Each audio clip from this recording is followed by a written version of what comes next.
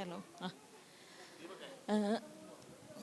നമ്മുടെ പ്രിയപ്പെട്ട MBയെ നമുക്ക് തീരെ പരിചയപ്പെടുത്തേണ്ട കാര്യമില്ല. എനിക്ക് റഹീം സാബാണെന്ന് പറയുമ്പോൾ തന്നെ നമുക്ക് അദ്ദേഹം ഈ ഒരു വിഷയത്തിൽ ഏറ്റവും നന്നായി സംസാരിക്കാൻ കഴിയുന്ന ഒരാളാണ്. കാരണം അദ്ദേഹത്തെ പോലെ തന്നെ നമുക്ക് പരിചിതമാണ് അദ്ദേഹത്തിൻ്റെ ഫാമിലിയെ, കുഞ്ഞുങ്ങളെ. ഇവിടെ ഗുൽമോഹറിനെയും ഗുൽസാറിനെ അറിയാത്ത ആളുകൾ ഒരുപക്ഷെ സഹാവിനെ അറിയാത്തവരുണ്ടാവില്ല. അപ്പോൾ എനിക്ക് തോന്നുന്നു ഏറെക്കുറെയൊക്കെ കുറേ സ്ട്രഗിൾ ചെയ്തിട്ടാണെങ്കിലും ഈ പൊതുജീവിതത്തിനിടയിലും വീടും വർക്കും ലൈഫും പേഴ്സണൽ ലൈഫും ഫാമിലി ലൈഫും എല്ലാം സ്ട്രഗിൾ ചെയ്ത് മുന്നോട്ട് കൊണ്ടുപോകാൻ ശ്രമിക്കുന്ന ഒരാളെന്ന നിലയിൽ ഈ വിഷയത്തിന് ഏറ്റവും നന്നായി ഈ വിഷയത്തെക്കുറിച്ച് സംസാരിക്കാൻ പറ്റുന്ന ഒരു ആളെ തന്നെ നമുക്ക് വേദിയിൽ കിട്ടിയതിൽ മവാസ സംഘാടകരോടും മറ്റെല്ലാവരോടും നന്ദി പറഞ്ഞ് ഞാൻ വിഷയത്തിലേക്ക് കിടക്കാം. അതായത് വർക്ക് ലൈഫ് ബാലൻസ്. അതായത് നമ്മുടെ നാട്ടിൽ നമ്മൾ ഏറ്റവും നന്നായി ജോലി ചെയ്യുന്ന ഒരു വ്യക്തിയെ നമ്മൾ വിശേഷിപ്പിക്കുന്നത് ഓൻ നല്ല മിടുക്കന മരിച്ചു പണിയെടുത്തോളും. അല്ലെങ്കിൽ നന്നായി ജോലി ചെയ്ത് മടുത്ത് വരുന്ന ഒരാൾ പറയുന്നത് ഇന്ന് പണിയെടുത്ത് മരിച്ചു. അപ്പോൾ നമ്മൾ പണിയെടുത്ത് ജീവിക്കണോ അതേ പണിയെടുത്ത് മരിക്കണോ? പണിയെടുത്ത് ജീവിക്കണം. യഥാർത്ഥത്തിൽ വർക്ക് ലൈഫ് ബാലൻസ് ഏറ്റവും ഗുരുതരമായൊരു പ്രശ്നമായി ഉയർന്നു വന്നിരിക്കുകയാണ്. ഇപ്പോൾ ഷാജിർ ഇവിടെയുണ്ട്. യൂത്ത് കമ്മീഷൻ്റെ കേരളത്തിൽ നടത്തിയ സ്റ്റഡി, അതിൽ ആൻസൈറ്റിയുടെ തോത് വളരെ വലുതാണ്. കുറച്ച് കാലങ്ങൾക്ക് മുമ്പ് വന്ന മറ്റൊരു കണക്കിൽ പറയുന്നത് 23 വയസ്സിന് താഴെയുള്ള IT അനുബന്ധ മേഖലയിൽ പണിയെടുക്കുന്ന 90% പേരും ആൻസൈറ്റി ഡിസീസ് നേരിടുന്നുവെന്നാണ്. യഥാർത്ഥത്തിൽ ഈ വർക്ക് ലൈഫ് ബാലൻസ് എന്ന് പറയുന്ന വളരെ ബേണിംഗ് ആയ ഒരു സബ്ജക്റ്റ്, അതിൻ്റെ ഒരു ഓപ്പണറായി മാറിയത് അന്ന സെബാസ്റ്റ്യൻ്റെ മരണമാണ്. ഏണസ്റ്റ് ആൻഡ് യങ്ങിൽ ജോലി ചെയ്തിരുന്ന അന്ന സെബാസ്റ്റ്യൻ ജോലി സമ്മർദ്ദം കാരണം മരണപ്പെടുന്നു. അവരുടെ അമ്മ ഏണസ്റ്റ് ആൻഡ് യങ്ങിൻ്റെ CEO-ക്ക് അയച്ച കത്ത് വൈറലാകുന്നു. അപ്പോൾ അത് ഒരു അന്ന സെബാസ്റ്റ്യൻ മാത്രമല്ല, മരണപ്പെട്ട ശേഷം മാത്രമേ നമ്മളിത് തിരിച്ചറിയപ്പെടുന്നുള്ളൂ. ജീവിക്കുന്നവരുടെ കണക്കാണ് യൂത്ത് കമ്മീഷൻ്റെ സ്റ്റഡി റിപ്പോർട്ടിൽ വരുന്നത്. ജീവിക്കുന്നവരുടെ കണക്കാണ് ഞാൻ നേരത്തെ സൂചിപ്പിച്ചതുപോലെ മറ്റൊരുപാട് കണക്കുകളിൽ വരുന്നത്, ഡേറ്റകളിൽ വരുന്നത്. അപ്പോൾ ഇവരെ അഡ്രസ്സ് ചെയ്യണം. ഇതാണ് പ്രധാനപ്പെട്ട പ്രശ്നം. Work life balance. ഇപ്പോൾ നിങ്ങൾ പറഞ്ഞു മരിച്ചു പണിയെടുത്താൽ പ്രൊഡക്ടിവിറ്റി കൂടുമോ എന്നൊരു ചോദ്യമുണ്ട്. അപ്പോൾ ഇവിടെ ഞാനതിവിടെ ആദ്യമേ തന്നെ പറയാൻ കാരണം ഒരുപാട് എൻ്റർപ്രണേഴ്സ് ഇവിടെ ഇരിപ്പുണ്ട്. അപ്പോൾ എൻ്റർപ്രണേഴ്സിൻ്റെ ചിന്ത ഈ വർക്ക് ലൈഫ് ബാലൻസിന് നിങ്ങളുടെ താല്പര്യം എതിരാണോ? ഇല്ല. സ്റ്റാൻഫോർഡ് യൂണിവേഴ്സിറ്റി ആണെന്ന് തോന്നുന്നു, എൻ്റെ ഓർമ്മ ശരിയാണെങ്കിൽ. സ്റ്റാൻഫോർഡ് യൂണിവേഴ്സിറ്റിയുടെ ഒരു സ്റ്റഡി, ഒരു പർട്ടിക്കുലർ ടൈമിൻ്റെ മുകളിലേക്ക് നിങ്ങൾ വർക്കിംഗ് ടൈം കൊടുത്താൽ, ത്രഷോൾഡ് കൊടുത്താൽ പ്രൊഡക്ടിവിറ്റി കുറയും എന്നുള്ളതാണ്. അപ്പോൾ പ്രൊഡക്ടിവിറ്റി വർദ്ധിപ്പിക്കാൻ വർക്കിംഗ് ടൈം കൂട്ടിയത് കൊണ്ട് കാര്യമില്ല. അപ്പോൾ ഇതിവിടെ വലിയ പ്രശ്നമായി വരുന്നത്, ഇക്കഴിഞ്ഞ എക്കണോമിക് സർവേ റിപ്പോർട്ട് പറയുന്നത്, ശുപാർശ ചെയ്യുന്നത് രാജ്യത്ത് വർക്കിംഗ് ടൈം കൂട്ടണമെന്നാണ്. അതിന് വളരെ കൗതുകകരമായി അവർ പറഞ്ഞിരിക്കുന്നത് അത് ചെറുപ്പക്കാർക്കിടയിലെ ഏണിംഗ് കപ്പാസിറ്റി വർദ്ധിപ്പിക്കും എന്നുള്ളതാണ്. ഏണിംഗ് കപ്പാസിറ്റി വർദ്ധിച്ചാൽ മാർക്കറ്റിൽ അവർ പണം കൂടുതൽ ചിലവഴിക്കും. അത് രാജ്യത്തിൻ്റെ സാമ്പത്തിക വ്യവസ്ഥയ്ക്കാകെ ഗുണമാണ് എന്നുള്ളതാണ് അവരുടെ ലൈൻ. 7 സംസ്ഥാനങ്ങൾ, തൊട്ടപ്പുറത്തെ കർണാടക ഉൾപ്പെടെയുള്ള 7 സംസ്ഥാനങ്ങൾ, ലേബർ കോഡിൽ അതിന് ജനവിരുദ്ധ വിവാദമായ ലേബർ കോഡിൽ അതിന് വ്യവസ്ഥയുണ്ട്. അപ്പോൾ അത് പ്രകാരം കർണാടക ഉൾപ്പെടെയുള്ള 7 സംസ്ഥാനങ്ങൾ ഈ സ്റ്റെപ്പിലേക്ക് കടന്നുവെന്നും ഇന്ത്യയിലെ മറ്റെല്ലാ സംസ്ഥാനങ്ങളും ഈ പാത പിന്തുടരണം എന്നുമാണ് പറയുന്നത്. കർണാടകയിലത് മാത്രം ഒരു അപവാദമായി പറഞ്ഞാൽ അവിടെ IT എംപ്ലോയീസിനെ വലിയ തോതിൽ സമരം ചെയ്ത് അത് കെപ്റ്റ് ഇൻ അബെയൻസ് ആണ്, ഇപ്പോൾ മരവിപ്പിച്ച് വെച്ചിരിക്കുകയാണ്. അപ്പോൾ ഞാൻ പറഞ്ഞു വരുന്നത്, ഈ ഒരു ചിന്ത ചൂഷണം പുതിയ യൂത്തിനെ, നമുക്ക് ആ പദം എത്ര കണ്ട് ഉചിതമാകുമെന്നതിനെ സംബന്ധിച്ച് ആലോചിക്കേണ്ടതാണ്. കാരണം അതിന് മറ്റൊരുപാട് അർത്ഥതലങ്ങൾ കൂടിയുണ്ട് ഗ്ലോബലി. മോഡേൺ സ്ലേവറി എന്ന് പറയുന്നൊരു പദം, മോഡേൺ സ്ലേവറി ഈ പറയുന്ന തൊഴിൽ ചൂഷണത്തെ മാത്രം ബാധിച്ചു നിൽക്കുന്നൊരു പദമല്ല, മറ്റൊരുപാടുണ്ട്. അത് പുതിയ കാലത്തെ അടിമത്തത്തിൽ, ഇപ്പോൾ ആധുനിക മോഡേൺ സ്ലേവറി എന്ന് പറയുന്ന ഒരു വേർഡ് തന്നെ ലോകത്ത് പലതരത്തിൽ ഡിസ്കഷൻ പോയിൻ്റ് തന്നെയാണ്. പക്ഷേ അത് ഞാനീ പറഞ്ഞ തൊഴിൽ ചൂഷണവുമായി മാത്രം ബന്ധപ്പെട്ട് നിൽക്കുന്ന കാര്യമല്ല. ഞാൻ പറഞ്ഞു വരുന്നത്, ഒരു ആധുനിക അടിമത്വം നമുക്കിതിലെല്ലാം കാണാൻ കഴിയും. ഓവർ ടൈം പണിയെടുക്കുന്നു. എപ്പോഴാണ് ഇവരുടെ ഗുഡ് ടൈം? അപ്പോൾ ഓവർ ടൈം പണിയെടുക്കുമ്പോഴേക്കും വീണ്ടും ടൈം വർദ്ധിപ്പിക്കണമെന്ന് പറയാണ്, ഒരു ടൈമേ ഇല്ല. അപ്പോൾ ഇത് ഇവരിൽ അനുഭവിക്കുന്ന മാനസിക പിരിമുറുക്കം വളരെ വലുതാണ്. ഫാമിലി ഇഷ്യൂസ്, കുട്ടികൾക്ക് നല്ല സമയം കൊടുക്കാൻ പറ്റാത്തതിൻ്റെ അവസ്ഥ. അപ്പോൾ ഈ സമ്മർദ്ദം, വർക്ക് ലൈഫ് ബാലൻസ് എന്നത് ഏറ്റവും പ്രധാനപ്പെട്ട ഒരു കാര്യമായി രാജ്യത്ത് ഉയർന്നു വരികയാണ്. അതെ. അപ്പം നമ്മൾ സ്റ്റാർട്ടപ്പ് എക്കോസിസ്റ്റത്തിലേക്ക് വരുമ്പോൾ നമ്മൾ പറയുന്നത് ഈ ടെക്നോളജി മനുഷ്യൻ്റെ അധ്വാനം കുറച്ച് കൂടുതൽ പ്രൊഡക്ടിവിറ്റി, നമ്മൾ അതായത് ഒരാൾ അയാളുടെ ടാസ്ക് തീർക്കാൻ ടെക്നോളജിയുടെ സഹായം തേടുന്നു, എന്നിട്ട് അയാളുടെ ലൈഫിൻ്റെ ക്വാളിറ്റി വർദ്ധിപ്പിക്കുന്നു. ആ രീതിയിലേക്കാണ് നമ്മൾ ഈ സ്റ്റാർട്ടപ്പിൻ്റെയൊക്കെ ഒരു ഡെഫിനിഷൻ വരുമ്പോൾ നമ്മൾ പറയാറുള്ളത്. അതായത് മനുഷ്യൻ്റെ ജീവിതം സുഗമമാക്കാൻ കഴിയുന്ന ഏത് നൂതന ആശയത്തെയും നിങ്ങളൊരു സ്റ്റാർട്ടപ്പാക്കി ഒരു ഓൺട്രപ്രണറായി മാറി നിങ്ങൾ അതിനെ മാർക്കറ്റിൽ വിജയിച്ച് സക്സസ് ആയിട്ട് വരും. പക്ഷേ ഇപ്പോൾ ഈ പറയുന്ന പോലെ ആ സമയത്താണ് ഇവിടെ നാരായണമൂർത്തി പറയുന്നത് 70 മണിക്കൂർ ആഴ്ചയിൽ ജോലി ചെയ്യുമെന്ന്. അല്ല, ഇപ്പോൾ എലോൺ മസ്ക് വന്നിട്ട് പറയുന്നത് 80 മണിക്കൂറാക്കുമെന്ന്. അപ്പം നമ്മൾ ഈ ഒരു ഓൺട്രപ്രണേഴ്സിൻ്റെ ആസ്പെക്റ്റിൽ നമുക്ക് അവർക്ക് കൊടുക്കാൻ പറ്റുന്ന ഒരു സന്ദേശം എന്തായിരിക്കും? ഈ സ്റ്റാർട്ടപ്പുകൾ പുതിയ അഡ്വാൻസ്ഡ് ടെക്നോളജീസ് ഉപയോഗിച്ച് മനുഷ്യൻ്റെ ജീവിതം കൂടുതൽ സുഗമമാക്കി കൂടുതൽ ഇന്നോവേഷൻസ് കൊണ്ടുവന്ന് നല്ല ഒരു എക്കോസിസ്റ്റം ക്രിയേറ്റ് ചെയ്യാൻ കഴിയുന്ന രീതിയിൽ അവർക്ക് കൊടുക്കാൻ പറ്റുന്ന ഒരു പ്രതീക്ഷകൾ എന്തൊക്കെയായിരിക്കണം? അല്ല, അത് യഥാർത്ഥത്തിലൊരു അവബോധത്തിൻ്റെയും ശാസ്ത്രീയമായി തന്നെയുള്ള, എൻ്റെ തൊഴിലാളിയെ കൊണ്ട്, എൻ്റെ എംപ്ലോയിയെ കൊണ്ട് ഞാൻ കൂടുതൽ ടൈം പണിയെടുപ്പിച്ചാൽ എൻ്റെ പ്രൊഡക്ടിവിറ്റി കൂടില്ല എന്ന ഒരു ശരിയായ അവബോധത്തിലേക്ക് അവരുടെ ലേണിംഗ് ലിസ്റ്റിലൂടെ അവരെത്തിച്ചേരണമെന്നുള്ളതാണ് എൻ്റെ ഒരു അഭിപ്രായം. തീർച്ചയായും നമ്മളിതിലൊരു ക്യാമ്പയിൻ ഉയർത്തിക്കൊണ്ടുവരേണ്ടതുണ്ട്. ഇതൊരു വലിയ തൊഴിൽ മേഖലയാണ്. ഇന്ത്യയിലെ ജോബ് മാർക്കറ്റ് ഞങ്ങളുടെ പദമല്ല, പക്ഷേ ഇന്ത്യയിലെ സോക്കോൾഡ് ജോബ് മാർക്കറ്റിൽ വലിയൊരു വിഭാഗമാണ് ഈ പറയുന്ന ഐ ടി മാത്രമല്ല. ഇപ്പം ഞാൻ ചോദിക്കട്ടെ, 2 പദങ്ങൾ ഇന്ത്യയിലെ യൂത്തിൻ്റെ പേടി സ്വപ്നമായി മാറിയിട്ടുണ്ട്. 2 പദങ്ങൾ. അതിലൊന്ന് EMIയും മറ്റൊന്ന് സിബിൽ സ്കോറുമാണ്. മൂന്നാമതൊരു പദം കൂടിയുള്ള ടാർഗറ്റാണ്. അപ്പോൾ IT, നമ്മളിപ്പോൾ പറയുന്ന IT മാത്രമായിട്ട് കൂട്ടണ്ട, IT അനുബന്ധ മേഖല നിങ്ങൾ ആലോചിച്ച് നോക്കൂ. നമ്മുടെ എത്ര ദൂരമാണ് പ്രൈവറ്റ് ബാങ്കിങ് മേഖല, പ്രൈവറ്റ് ഇൻഷുറൻസ് മേഖല, ഓട്ടോമൊബൈൽ ഇൻഡസ്ട്രി. ഈവൻ കഴിഞ്ഞ ദിവസം ഞാനിതുമായി ബന്ധപ്പെട്ട് പ്രൊഫഷണൽ DYFIക്കാരുടെ തന്നെ ഒരു മീറ്റിങ്ങിൽ ഞാനിത് അഡ്രസ്സ് ചെയ്യുമ്പോൾ അവർ പറഞ്ഞൊരു പ്രശ്നം, അതിൽ ചിലർ വന്ന് തന്നെ കണ്ടു, ഡോക്ടർമാർ. ഞാൻ ഇന്നലെ വൈകുന്നേരം ഒരു വനിതാ ഡോക്ടറുടെ ഒരു വൈറൽ വീഡിയോ എൻ്റെ ശ്രദ്ധയിലേക്ക് വന്നു. അവർ ഒരു ആക്സിഡൻറ്റിൽപ്പെട്ടു. അവർ ആ കഴിഞ്ഞ മണിക്കൂറുകളിൽ അവർ ചെയ്ത വർക്ക് ലോഡ് എത്രയായിരുന്നു എന്നൊരു വിശദീകരിക്കുകയായിരുന്നു. ഇവിടെ മനുഷ്യൻ എവിടെയാണ് ജീവിക്കുന്നത്? ലൈഫ് എവിടെയാണ്? ഗുഡ് ടൈം എവിടെയാണ്? അപ്പോൾ നേരത്തെ ചോദിച്ചല്ലോ, എങ്ങനെ ജീവിക്കുന്നു എന്നുള്ളതല്ല, സന്തോഷത്തോടെ ജീവിക്കുക എന്നുള്ളതാണ്. മനുഷ്യൻ നേരത്തെ സൂചിപ്പിച്ചതുപോലെ പ്രശ്നങ്ങളെ അഡ്രസ്സ് ചെയ്യാൻ വേണ്ടി സാങ്കേതിക വിദ്യയുടെ സഹായം തേടുന്നത്, സാങ്കേതിക വിദ്യ വികസിപ്പിക്കുന്നത് ഒക്കെ കൂടുതൽ ഹാപ്പിനെസ് സ്കോർ ഡെവലപ്പ് ചെയ്യാൻ കഴിയുന്ന ഹാപ്പിനെസ് എക്കോസിസ്റ്റത്തിൽ ജീവിക്കാൻ വേണ്ടിയിട്ടാണ്.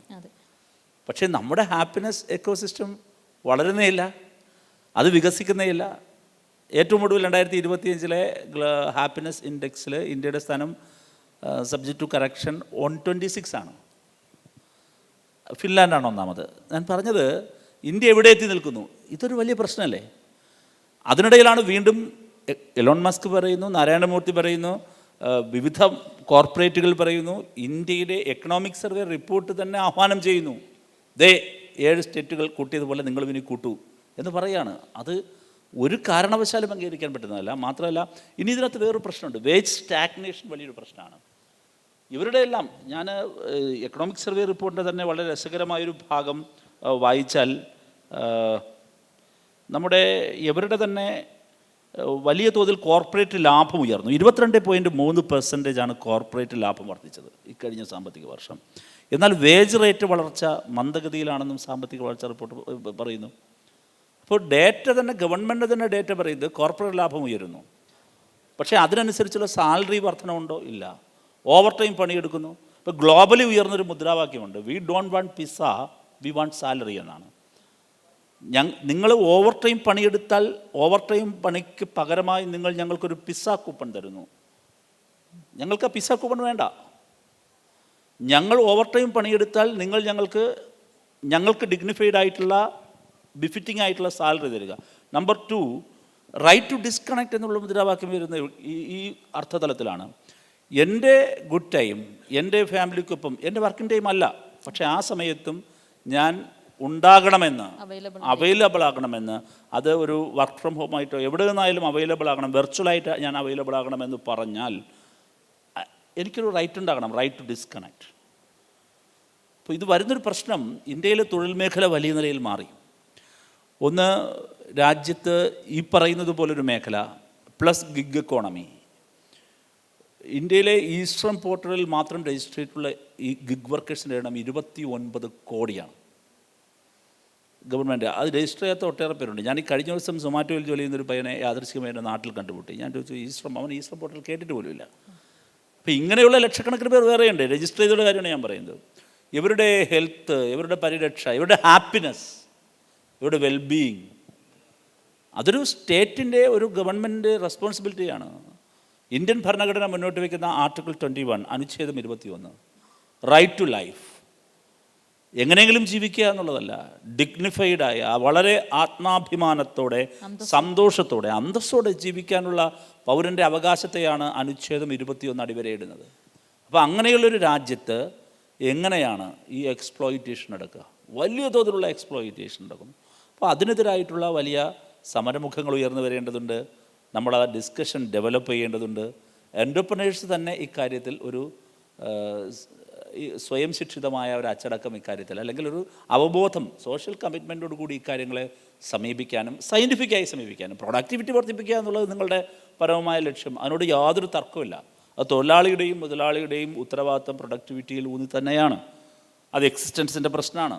പക്ഷേ അശാസ്ത്രീയമായി നിങ്ങൾ ആളുകളെ എണ്ണം കുറച്ചതുകൊണ്ടും അവർക്കുമേൽ അവരുടെ ജോലിഭാരം വർദ്ധിപ്പിച്ചതുകൊണ്ടും ഇത് നിങ്ങളുടെ പ്രൊഡക്ടിവിറ്റി ഉയരാൻ പോകുന്നില്ല എന്ന റിയാലിറ്റിയിൽ നിന്നുകൊണ്ട് കാര്യങ്ങളെ അഡ്രസ്സ് ചെയ്യുന്ന വിധം അതുകൂടി ചേർന്നതാണ് ഒരു എക്കോ സിസ്റ്റം. നമ്മൾ സാധാരണ പറയുന്നുള്ളൂ ഇതിന് പറ്റുന്നൊരു അന്തരീക്ഷം ഉണ്ടാക്കണമെന്ന്. ആ അന്തരീക്ഷത്തിൽ ഇതുകൂടി ചേരുന്നതായിരിക്കണം എന്നതാണ് ഞങ്ങളുടെ ഡിവൈഎഫ്ഐയുടെയും ഇത് സംബന്ധിച്ചുള്ള അഭിപ്രായം. ഇനിയിപ്പം നമ്മൾ ആസ് എ പാരൻസ്, നമ്മൾ സംസാരിച്ചുകൊണ്ടിരുന്നത് എംപ്ലോയീസിൻ്റെ ഒരു ആസ്പെക്റ്റിലായിരുന്നു. ഇപ്പോൾ നമ്മളുടെ തലമുറ പാരൻറ്റിങ് ചെയ്യുന്ന അടുത്ത തലമുറ കുട്ടികളുണ്ട്, ആൽഫ കിഡ്സ് എന്നൊക്കെ പറയുന്നത്. അവർക്ക് ഒരു അവകാശ നിഷേധം കൂടിയല്ലേ? അതായത് അവരുടെ പാരൻസ് ഈ വർക്ക് ലൈഫ് ബാലൻസിൻ്റെ ഇടയിൽ പെട്ടുപോകുമ്പോൾ ആ കുട്ടികളുടെ ഒരു നമ്മൾ 2K കിഡ്സ് ഭയങ്കരമായ കുറ്റപ്പെടുത്തലുകളിലൂടെയാണ് ഈ ദിവസങ്ങളിൽ കഴിഞ്ഞു പോകുന്നത്. കഴിഞ്ഞ സമകാലിക സംഭവങ്ങളെല്ലാം 10ാം ക്ലാസ്സുകാരുടെ അടിപിടി കേസ്, അത്തരം, അല്ലെങ്കിൽ ഈ വെഞ്ഞാറമൂട് കൊലപാതകം, അത്തരം വരുമ്പോൾ നമ്മൾ ഈ 2K കിഡ്സിന് ഭയങ്കരമായി പഴി കേൾക്കുന്നുണ്ട്. പക്ഷെ അവർക്ക് വേണ്ടി ആ തലമുറ എന്ത് ചെയ്തിരുന്നു, അല്ലെങ്കിൽ ഇനി നമ്മളുടെ പാരൻറ്റിങ് സ്റ്റൈലിൽ ഇത് എന്തെല്ലാം പ്രശ്നങ്ങൾ സൃഷ്ടിച്ചേക്കാം, അല്ലെങ്കിൽ അവർക്ക് വേണ്ടി നമുക്ക് എന്തെല്ലാം ചെയ്യാൻ പറ്റും, അത്തരം കാര്യങ്ങളൊക്കെ ആസ് എ പാരൻറ്റ് വലിയ പ്രശ്നമാണ്. പാരൻറ്റിങ് നടക്കുന്നില്ല എന്ന് മാത്രമല്ല, ഭാര്യയും ഭർത്താവും തമ്മിലുള്ള, അല്ലെങ്കിൽ പാർട്ട്നേഴ്സ് തമ്മിലുള്ള ലൈഫ് തന്നെ, അവരുടെ ഇൻഡിവിജ്വൽ ലൈഫ് തന്നെ സഫർ ചെയ്യേണ്ടി വരികയാണ്. അവരുടെ ഇൻഡിവിജ്വൽ ലൈഫ്, അവരുടെ ഇൻഡിവിജ്വൽ ഹാപ്പിനെസ് പ്ലസ് ഈ പറയുന്ന പോലെ പാരൻറ്റിങ് വളരെ പ്രധാനപ്പെട്ടതാണ്. പാരൻറ്റിങ്ങിന് സമയം ചിലവഴിക്കാൻ കഴിയില്ല. എങ്ങനെ സമയം ചിലവഴിക്കാൻ കഴിയും?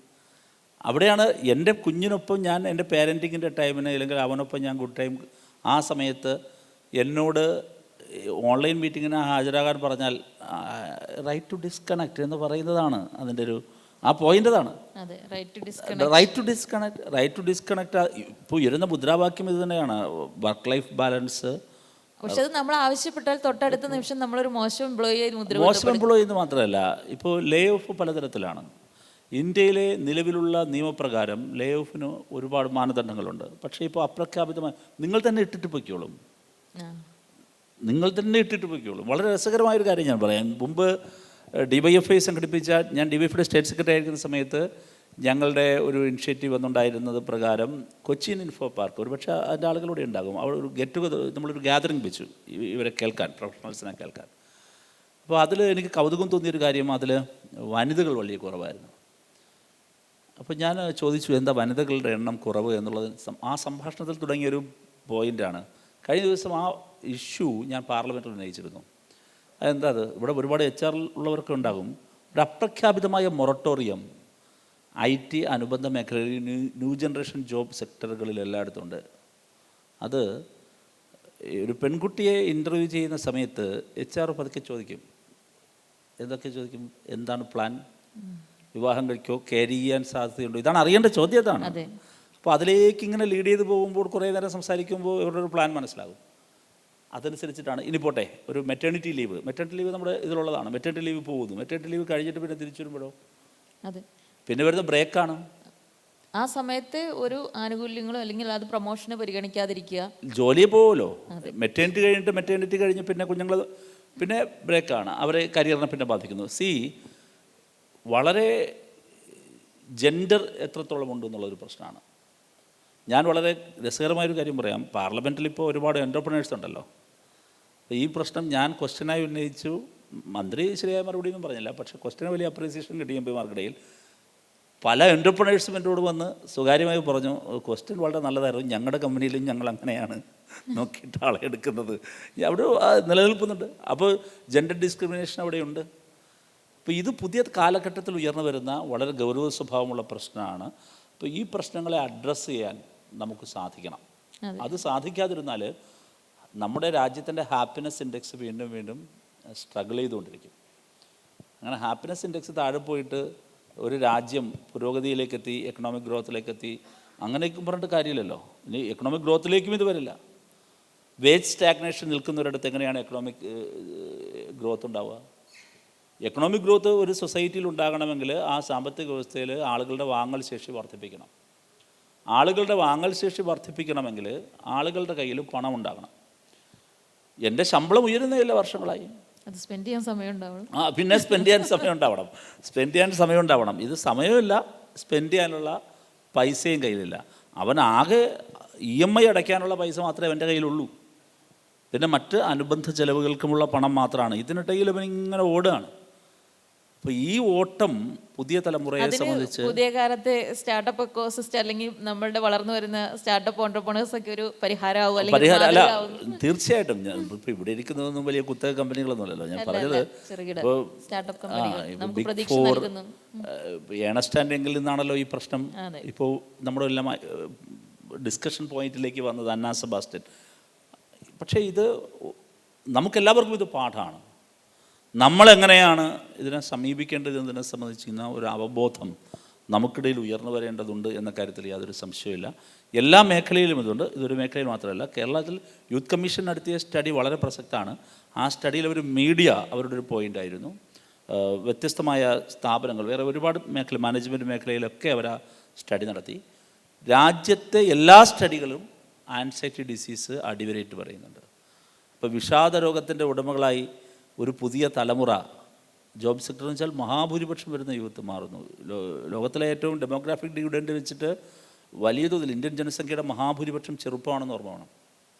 അപ്പോൾ ഒരു രാജ്യത്തിൻ്റെ ജനസംഖ്യയിലെ ഒരു പ്രബലമായ വിഭാഗം ആൻസൈറ്റി ഡിസീസിന്, ഹാപ്പിനെസ് ഇല്ലാതെ ജീവിക്കുന്നു.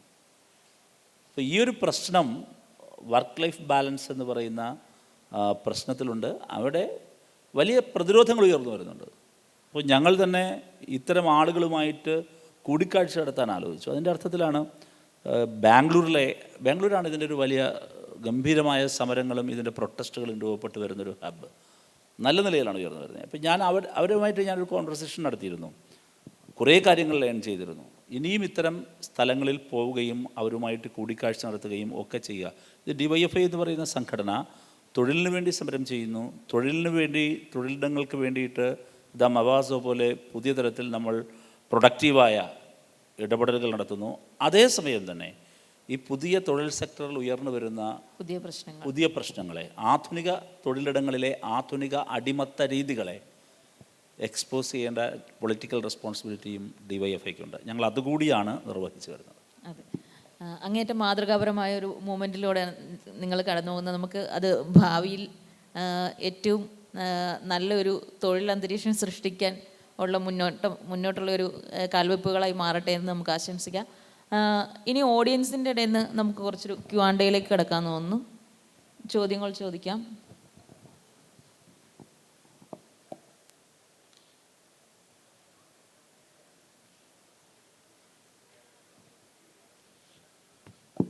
എല്ലാവരും വർക്ക് ലൈഫ് ബാലൻസിൽ സംതൃപ്തരാണോ എന്ന് ചോദിക്കാൻ തുടങ്ങുമായിരുന്നു. ഒരാൾ കൈ ഉയർത്തി മൈക്ക് കൊടുക്കാം.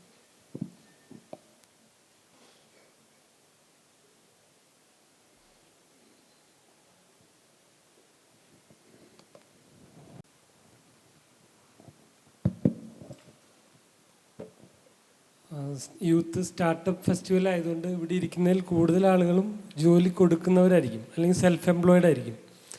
അതുമായി ബന്ധപ്പെട്ട് ആണ് എനിക്ക് സംസാരിക്കാനുള്ളത്. ഇപ്പോൾ കേരള ഗവൺമെൻറ്റിൻ്റെ വളരെ വ്യക്തമായ ഇടപെടലിൻ്റെ ഒരു റിസൾട്ടായിട്ട് നമ്മളിപ്പോൾ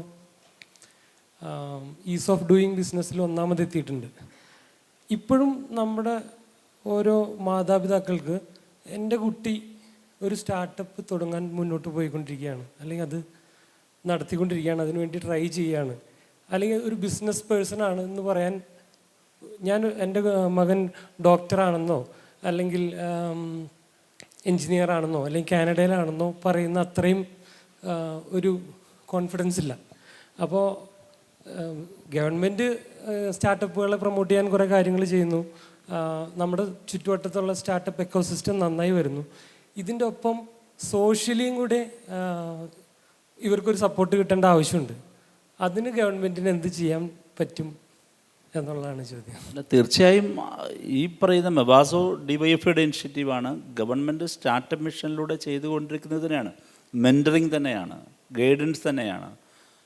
ഞാൻ ചോദിച്ചതെന്ന് പറഞ്ഞാൽ ഇപ്പോൾ ഈ സൊസൈറ്റിയുടെ കാഴ്ചപ്പാട് മാറുന്നതിൽ എങ്ങനെ അവരെ ബോധവൽക്കരിക്കാൻ പറ്റുന്നു? അല്ല, സൊസൈറ്റിയുടെ കാഴ്ചപ്പാട് വലിയ പ്രശ്നമുള്ളതാണ്. അതിനെ മുറിച്ച് കിടക്കുക എന്നുള്ളത് വളരെ പ്രധാനപ്പെട്ട കാര്യമാണ്. ഒരു 3 ചോദ്യങ്ങളെ അതിജീവിക്കാൻ കഴിയുന്നവർക്ക് മാത്രമേ പാഷനിലേക്ക് എത്തിച്ചേരാൻ പറ്റൂ. ഒന്നാമത്തെ ചോദ്യം ഞാൻ പറയാം, 2, 3 നിങ്ങൾ പറയും. ഒന്നാമത്തത് ജോലിയൊന്നും ആയില്ലേ എന്ന ചോദ്യമാണ്. 2, 3 നിങ്ങൾ തന്നെ പറയുന്നതായിരിക്കും നല്ലത്. പറഞ്ഞോളൂ. കല്യാണമൊന്നും ആയില്ലേ? മൂന്നാമത്തത് അത് തെറ്റിപ്പോയി, വിശേഷമൊന്നും ആയില്ലേ എന്നാ ചോദ്യം. ഈ 3 ചോദ്യങ്ങളെ അതിജീവിക്കാൻ കഴിയാത്ത ഒരാൾക്കും അവരുടെ പാഷനിലേക്ക് എത്തിച്ചേരാൻ പറ്റില്ല. ഞാനൊരു കേസ് സ്റ്റഡി പറയാം. കുറേ കാലങ്ങൾക്ക് മുമ്പ് കേരളത്തിൽ ഇപ്പോൾ സിവിൽ സർവീസ് ഒരുപാട് പേർക്ക് കിട്ടുന്നുണ്ടല്ലോ. ഡിവൈഎഫ്ഐയുടെ സ്റ്റേറ്റ് സെക്രട്ടറി ആയിരിക്കുന്ന സമയത്ത് ഒരുപാട് സിവിൽ സർവീസ് ആസ്പിരൻസിന് സിവിൽ സർവീസ് കിട്ടി. അതിലെ 2 പേരൊഴികെ മുഴുവൻ പേരുടെയും വീടുകളിൽ ഞാൻ പോയത് ഒരു അക്കാഡമിക് ഇൻട്രസ്റ്റോട് കൂടിയാണ്. ഈ ചോദ്യത്തെ അവർ അഭിമുഖീകരിച്ചത് എങ്ങനെയാണ്? ഈ ചോദ്യം മാത്രമാണ് ഞാൻ പോയി ചോദിച്ചത്. അവിടെ പോയി ചായ കുടിച്ചിരുന്നൊരു മൊമെൻ്റ് എല്ലാം കൊടുത്തിട്ട് അവിടെ ഇരുന്ന് എനിക്ക് ചോദിക്കേണ്ടിയിരുന്നത് ആ വിദ്യാർത്ഥിയോട്, അവരുടെ അമ്മയോട് പ്രത്യേകിച്ച്, പിന്നെ അച്ഛനോട്. ഞാൻ നിങ്ങളോട് വളരെ ആധികാരികമായി പറയാം, ആ സിവിൽ സർവീസ് ക്രോസ് ചെയ്ത മുഴുവൻ പേരും ഈ 3 ചോദ്യങ്ങളെ അതിജീവിച്ചവർ മാത്രമായിരുന്നു. ആ മുഴുവൻ പേരും ഈ ചോദ്യങ്ങളെ തീക്ഷ്ണമായി അവർ നേരിടേണ്ടി വന്നിട്ടുണ്ടെന്നുള്ള അവരുടെ വളരെ രസകരവും എന്നാൽ വേദനാജനകവുമായ കഥകൾ എന്നോട് വിശദീകരിക്കുകയും ചെയ്തു. ഇത് വലിയ പ്രശ്നമാണ്. അപ്പോൾ എങ്ങനെയെങ്കിലും കെട്ടിച്ചയക്കുക മാത്രമല്ല ജോലി, ഇങ്ങനെ ഒരുപാട് കാര്യങ്ങൾ കൂടിയുണ്ട്. അപ്പോൾ ഇതിനെ അതിജീവിക്കാൻ നിങ്ങൾ കഴിയണം. അത് അവബോധത്തിൻ്റെ പ്രശ്നമാണ്. ഇപ്പോൾ കാനഡയിൽ പോയി എന്ത് ജോലി എന്നുള്ളതല്ല. ഗൾഫിലാണ് എൻ്റെ മോൻ, ചെറുക്കൻ ഗൾഫിലാണ് എന്ന് പറയാണ്. ചെറുക്കൻ ഗൾഫിലാണെന്നതല്ല, ചെറുക്കനോട് എന്തോ സ്റ്റാർട്ടപ്പ് നടന്നു അല്ലെങ്കിൽ എന്തെങ്കിലും ഒരു എൻ്റർപ്രണറാണ് എന്ന് പറഞ്ഞാൽ അവൻ പ്രൂവ് ചെയ്ത് അവനത് തെളിഞ്ഞു വരുന്നത് വരെ അവന് സമൂഹത്തിൽ ഒരു അംഗീകാരം കിട്ടില്ല എന്ന് പറയുന്ന സോഷ്യൽ ഇഷ്യൂവിനെയാണ് നിങ്ങൾ ചൂണ്ടിക്കാണിച്ചത്, അല്ലേ? അതൊരു വലിയ പ്രശ്നമാണത്. ഒരു സൊസൈറ്റിയിൽ നമ്മൾ മേൽ കൊണ്ടുവരുന്നൊരു വലിയ ചലഞ്ചാണ്. അതിന് നമ്മൾ കൂട്ടായി നേരിടുകയുള്ളൂ. ഒരു അവബോധം നമ്മൾ സ്കൂൾ തലം മുതൽ തന്നെ നമ്മൾ ഇക്കാര്യത്തിൽ നമ്മളിതൊരു ഡിസ്കഷൻ മാറ്ററാക്കി മാറ്റണം. നിങ്ങളുടെ സ്വപ്നത്തിലേക്ക് പോവുക. നിങ്ങൾ സമൂഹത്തിൻ്റെ എന്തെങ്കിലും ആത്മാർത്ഥം ഉണ്ടായിട്ടാണോ ഈ ചോദ്യം ചോദിക്കുന്നത്? ശരിയാണ്, വെറുതെ ഒരു സുഖം, അത്രയേ ഉള്ളൂ. ചോദിക്കുമ്പോൾ മോക്കൊരു ജോലി ആയില്ലല്ലോ, അയ്യോ അവളുടെ കൂടെ പഠിച്ചാക്കെല്ലാം ജോലിയായല്ലോ, ആലോചന ഒന്നും വരുന്നില്ലേ കൊച്ചിന്? വെറുതെ ചോദിക്കുന്നതാണ്. കല്യാണത്തിന് പോകാൻ പറ്റില്ല, മരണത്തിന് പോകാൻ പറ്റില്ല, പുതിര ഇറങ്ങി നടക്കാൻ പറ്റില്ല. എന്നോട് ഈ കുറേ കാലം മുമ്പ് വരെ ചോദിക്കാന്ന് ജോലിയൊന്നും ആയില്ലെന്ന് ചോദിക്കാറില്ല. അത് സൊസൈറ്റിയുടെ പ്രശ്നമാണ്. നമ്മൾ നമ്മുടെ ലക്ഷ്യങ്ങളിലേക്കാണ് പോവേണ്ടത്. അത് നമ്മൾ അവബോധവും ആ ഡിസ്കഷനും അങ്ങനെ തന്നെ നമ്മൾ നിരന്തരമായി പറഞ്ഞ് സമൂഹത്തിൽ ഉണ്ടാക്കിയെടുക്കേണ്ട ഒരു മാറ്റമാണ്. റോഡിൽ തുപ്പാൻ പാടില്ല എന്നൊക്കെ പറയില്ലേ, അതൊരു അവബോധം ഇങ്ങനെ ഉണ്ടായി വരേണ്ടതല്ലേ? അതുപോലൊരു സംഗതിയാണിത്. ഇതിങ്ങനെ ഈ ബിസിനസ്സുമായി ബന്ധപ്പെട്ട് എനിക്ക് തോന്നുന്നു കേരളത്തിലാണ് നമ്മുടെ വീടുകളിൽ നിന്ന് കുട്ടികൾക്ക് ഒരു സപ്പോർട്ട് കാര്യമായിട്ടില്ലാത്ത. മറ്റു പല സംസ്ഥാനങ്ങളിലും ഇങ്ങനെ അല്ല എന്നാണ് ഞാൻ മനസ്സിലാക്കുന്നത്. അങ്ങനെ എനിക്ക് തോന്നുന്നില്ല. ഗുജറാത്തിലേക്കൊക്കെ പോയി കഴിഞ്ഞിട്ടുണ്ടെങ്കിൽ അവർ ബിസിനസ്സുകാരാന്ന് പറയാനല്ലേ കുറച്ചും കൂടി അവർക്ക് ഇഷ്ടം. അല്ല, അതവരുടെ ഒരു ട്രഡീഷണലി ഉയർന്നു വന്ന ചില കാര്യങ്ങളായിരിക്കും. വ്യവസായം ചെയ്യുന്നു, ബിസിനസ് ചെയ്യുന്നു. പക്ഷെ നിങ്ങളതിനെ ഗുജറാത്തിനെ ആസൈ ഹോളായി കാണരുത്. ഒരു സ്റ്റേറ്റ് മാത്രമല്ല. അല്ല, ഞാൻ പറയുന്നത് ആ ഗുജറാത്തിലെ തന്നെ താങ്കൾ ഈ പറയുന്ന ഒരു പർട്ടിക്കുലർ സെക്ഷൻ ഓഫ് പീപ്പിൾ മാത്രമാണത്.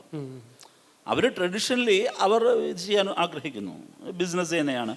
നമ്മുടെ നാട്ടിലുണ്ട്. ഞാൻ ഈ കഴിഞ്ഞ ദിവസം തൃച്ചിയിൽ ഒരു മലയാളി സുഹൃത്തിൻ്റെ വീട്ടിൽ കുറച്ച് നേരം വിശ്രമിക്കേണ്ടി വന്നു, 2-3 മണിക്കൂർ.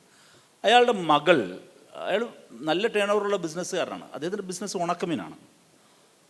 വലിയ ടേൺ ഓവറുള്ള ബിസിനസ്സുകാരനാണ്, ഹോൾസെയിലായിട്ട്. അയാളുടെ മകൾ വന്നു, +2 പഠിക്കുക. ഞാൻ അവരോട് ചോദിച്ചു, ആ കുട്ടിയോട് ചോദിച്ചു, നിനക്ക് എന്താകാൻ ആഗ്രഹം? നോക്ക്, വളരെ പ്രൗഡായിട്ട് അവളോട്, എനിക്ക് ബിസിനസ്സുകാരിയാകണം. അത് ഞാൻ പറഞ്ഞത്, നമ്മൾ കാണുന്ന മാർവാടി ബിസിനസ് അല്ലെങ്കിൽ ആ പറയുന്ന സോക്കോൾഡ് ഗുജറാത്ത് ആ പറയുന്ന ബിസിനസ് മാത്രമല്ല. അവൾക്കറിയാം അവളുടെ വാപ്പാടെ ജോലി ഉണക്കമീനാണ്. ഉണക്കമീൻ എന്ന് പറയുന്നത് ചെറുതല്ല, വലിയ തോതിൽ വലിയ സ്കെയിലിൽ ബിസിനസ് ചെയ്തിട്ട് വലിയ പണം സമ്പാദിക്കുന്ന ആളാണ്. ആ അറ്റ്മോസ്ഫിയറിൽ വളരുന്നൊരു കുട്ടി, അവൾ ഒരുപക്ഷെ ബിസിനസ് വേറെ മേഖലയിലായിരിക്കും അവൾ ഡിസൈൻ ചെയ്യുന്നത്. അതുകൊണ്ട് അതിനെ അങ്ങനെ കാണേണ്ടതില്ല എന്നാണ് എൻ്റെ അഭിപ്രായം. Okay, thank U.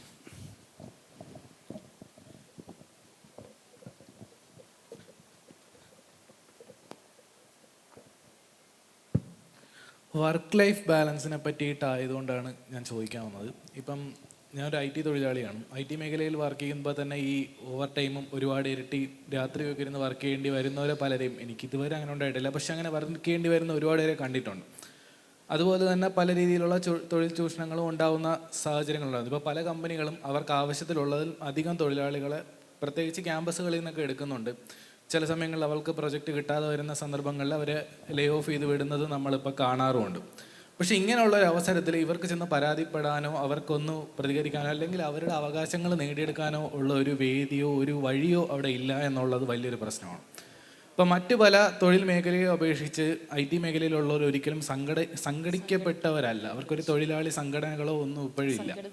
ഇപ്പം മറ്റ് സംസ്ഥാനങ്ങളിൽ പോലും പലപ്പോഴും നമ്മൾ കാണുന്നുണ്ട് IT തൊഴിലാളികൾക്കുള്ള സംഘടനകളും കാണുന്നുണ്ട്. എങ്കിലും കേരളത്തിൽ അത്രയും ശക്തമായിട്ട് വന്നിട്ടില്ല എന്ന് തോന്നുന്നു. അപ്പോൾ അവർക്കൊരു ചൂഷണമെങ്കിൽ തന്നെ അവർക്ക് പരാതിപ്പെടാൻ പറ്റുന്ന അതേ കമ്പനിയുടെ തന്നെ HR അടുത്തായിരിക്കും. അവരെപ്പോഴും ഏത് വശത്തായിരിക്കും നിൽക്കുക എന്നുള്ളത് നമുക്ക് ഊഹിക്കാവുന്നതേ ഉള്ളൂ. അപ്പം IT മേഖലയിൽ ഒരു സംഘടനാ ശക്തി ഉണ്ടാവേണ്ടത് അനിവാര്യമല്ലേ? അല്ല, അത് IT മേഖലയിലെ ഓർഗനൈസേഷൻ ഡെവലപ്പ് ചെയ്യുക എന്ന് പറയുന്നതിൻ്റെ തൊഴിലാളി മേഖല, തൊഴിലാളി സംഘടന ഞങ്ങളുടെ ഒരു ഏരിയയിൽ വരുന്ന കാര്യമല്ല. പക്ഷേ ശക്തമായ ബാർഗനിങ് കപ്പാസിറ്റി ഉള്ളവരാണ് ഈ IT മേഖലയിൽ ജോലി ചെയ്യുന്നവർ. ഇവരുടെ തൊഴിലാളിയുടെ യഥാർത്ഥത്തിൽ അവരെന്തുകൊണ്ട് അസംഘടിതരായി പോകുന്നു എന്ന് പറയുന്നത് അത് വരും. ഒരു പുതിയ തൊഴിൽ മേഖലയല്ലേ, സ്വാഭാവികമായിട്ടും ഒരിടത്തൊരു ചൂഷണമുണ്ട് എങ്കിൽ സ്വാഭാവികമായും അവിടെ പ്രതിരോധവും ഈ പറഞ്ഞതുപോലുള്ള സംഗതികളെല്ലാം ഉയർന്നു വരും. യഥാർത്ഥത്തിൽ എൻ്റർപ്രണേഴ്സ് എന്ന നിലയിൽ എനിക്ക് എംപ്ലോയിയാണ് സംസാരിച്ചത്. എംപ്ലോയറിനോട് എനിക്ക് പറയാനുള്ളത്, അങ്ങനെയൊരു അപകടകരമായ അല്ലെങ്കിൽ പ്രതികൂലമായ ഒരു സാഹചര്യം ഉണ്ടാക്കാതിരിക്കാൻ നിങ്ങൾ ശ്രമിച്ചാൽ അതുണ്ടാവുകയില്ല. പ്രതികൂലമായൊരു സാഹചര്യം ഉണ്ടെങ്കിൽ അത് തീർച്ചയായും ഈ പറഞ്ഞതുപോലെ പ്രതിരോധത്തിനുള്ള അല്ലെങ്കിൽ അവകാശങ്ങൾ ചോദിക്കാനുള്ള സംഘടനകളും ഉണ്ടാകും. ഇപ്പോൾ ബാംഗ്ലൂരിൽ അത് സജീവമായി വരുന്നുണ്ട്. ഇപ്പോൾ പുതിയ മേഖല എന്നുള്ള നിലയിൽ കാലക്രമത്തിൽ അതെല്ലാം ഉണ്ടായി വരും. DYFI അതുപോലെ ഒരു തൊഴിലാളി സംഘടന ഉണ്ടാക്കുന്ന തിരക്കിലല്ല, മറിച്ച് ഈ പ്രശ്നത്തെ ക്യാമ്പയിൻ ചെയ്യുകയും ഇത് പാർലമെൻറ്റിനകത്തും പുറത്തും ഈ പ്രശ്നങ്ങളെ അഡ്രസ്സ് ചെയ്യുകയും നിയമത്തിലൂടെയും അല്ലാതെയും ശക്തമായി ഈ മുദ്രാവാക്യങ്ങൾ ഉയർത്താനുമാണ് ഞങ്ങൾ നോക്കുന്നത്. താങ്കൾ പറഞ്ഞല്ലോ, ഈ ഒരു കൂടി അതിൻ്റെ ഒരു ഗൗരവ സ്വഭാവം നിങ്ങൾക്ക് മനസ്സിലാകും. ഗവൺമെൻറ് തന്നെ എങ്ങനെയാണ് അതിനെ കൈകാര്യം ചെയ്യുന്നതെന്ന്. പൊതുമേഖലാ ബാങ്കിങ് മേഖലയിൽ 2014-നും 2024-നും ഇടയിൽ 14% ജീവനക്കാരുടെ എണ്ണമാണ് കുറഞ്ഞത്. അതിൽ ഇപ്പോഴും പൊതുമേഖലാ ബാങ്കിങ് മേഖലയിൽ ഇപ്പോൾ എന്താ ചെയ്യുന്നത്? നിങ്ങൾ ഈ തമ്പാനൂർ ഗാന്ധാരിയമ്മൻ കോവിൽ റോഡിൽ പണ്ട് ഒരുപാട് ബാങ്ക് കോച്ചിങ് സെൻറ്ററുകൾ ഉണ്ടായിരുന്നു. കരുനാഗപ്പള്ളി ബാങ്ക് കോച്ചിങ് സെൻറ്റർ ഒരു ഹബ്ബായിരുന്നു. ഇപ്പോൾ അതൊക്കെ മാറി.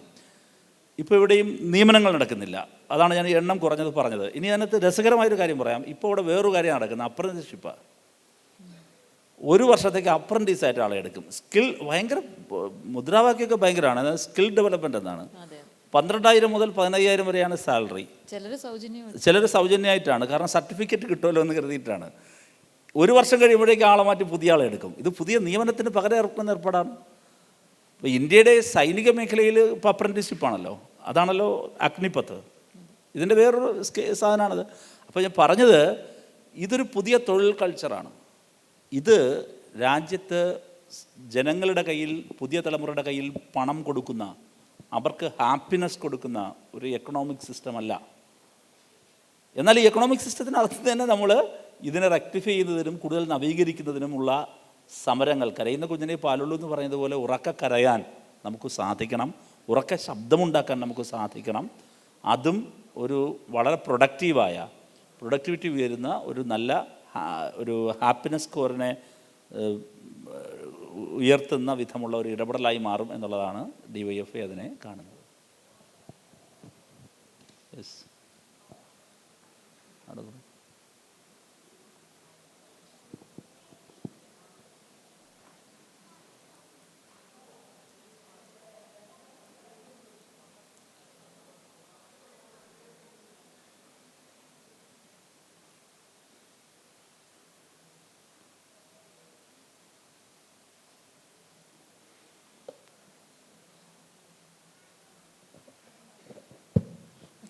ഇവിടുത്തെ സെഷൻ ഇന്ന് വർക്ക് ലൈഫ് ബാലൻസ് ആയിട്ടുള്ളതാണെന്ന് ഉള്ളതുകൊണ്ടാണ് സംസാരിക്കുന്നത്.